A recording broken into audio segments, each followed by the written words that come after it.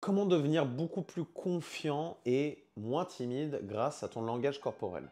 Ça, c'est une chose dont on parle très peu, alors que c'est littéralement la base pour développer un magnétisme, en tout cas une capacité à parler devant n'importe qui. En fait, quand tu regardes quelqu'un qui est extrêmement confiant, tu remarques une chose. Dès qu'il rentre dans une pièce, il est capable de regarder n'importe qui dans les yeux et il va le faire sans détourner le regard. Ça va démontrer une capacité à créer un lien de confiance avec l'autre personne. Et donc, pour que toi, tu deviennes confiant, il va falloir que tu reviennes à ton comportement. Et on va commencer déjà par les pieds. J'en avais déjà parlé dans une autre vidéo, mais en gros, quand tu as les pieds qui vont être collés, tu vas essayer de te minimiser dans la pièce. Et donc ton enjeu, c'est d'avoir une disposition qui doit être équilibrée, pas trop grande pour pas trop t'imposer, ajusté en gros au niveau de la hauteur de tes épaules pour pouvoir être ancré dans le sol. Ça va démontrer que tu es capable de te soutenir face au regard des autres et que tu ne recherches pas non plus la domination. En gros, la confiance, c'est entre la soumission et la domination. C'est un juste milieu où on est dans le respect des autres et de soi-même. La deuxième étape, ça va être au niveau de tes bras. En gros, il faut que tes bras ne soient pas fermés, parce que ça va montrer que tu es en train de te défendre, ou alors que tu es pas à l'aise par rapport à ce qui se passe. Et donc tu protèges tes organes vitaux. Et là, il va falloir les ouvrir, et que tu les maintiennes ouverts au monde.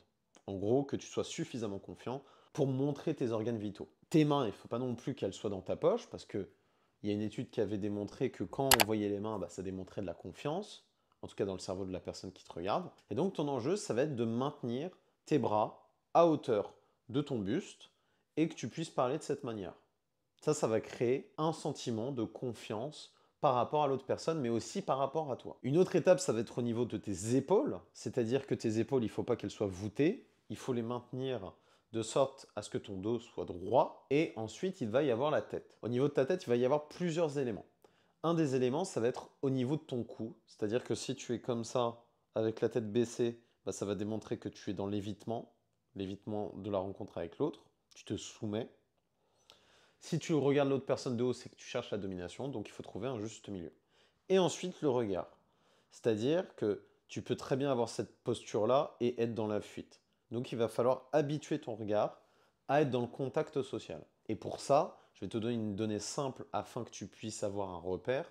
Il faut que tu imagines que 70% du temps, tu sois dans la connexion avec l'autre et 30% du temps, que tu puisses détourner le regard pour créer un rapport qui soit sain, respectueux avec l'autre personne. Et aussi que tu rajoutes des clignements d'yeux. Parce que si tu es tout le temps en train de fixer l'autre personne, c'est un signe de domination. Et enfin, au niveau de ton sourire, là, ça va être important de l'avoir, bien évidemment, pour aborder l'autre personne dans un lien de confiance. Donc déjà, juste avec ça, tu vas pouvoir développer de la confiance en toi et l'appliquer immédiatement. Donc ça, c'est concrètement l'aspect non verbal qui est en réalité le plus essentiel. Et pour que tu le mettes en place, il va falloir faire une chose. Il va falloir te regarder. Parce que aujourd'hui, ton problème, c'est que tu n'es même pas conscient de ces problématiques que tu as. Il va falloir te filmer en train de parler et t'observer et voir comment tu agis pour pouvoir modifier tes comportements. Parce que si tu ne te regardes pas, si tu ne mesures pas ta capacité à parler avec des gestes, eh bien tu ne peux pas changer ces gestes. Et ça, c'est la première étape. Changer ton comportement, ça va changer ta personnalité. Donc tu vas sortir de la personnalité introvertie ou conforme slash anxieuse. Et donc t'emmener vers de l'extraversion. Ensuite, il va falloir être capable d'identifier ce que tu dis. Savoir qu'est-ce qui fait que tu es confiant quand tu parles. Eh bien, une chose que font les personnes confiantes, c'est la capacité à écouter et à poser des questions ouvertes. Poser des questions ouvertes comme qu'est-ce qui a fait que vous êtes venu à cet événement permet de créer le lien.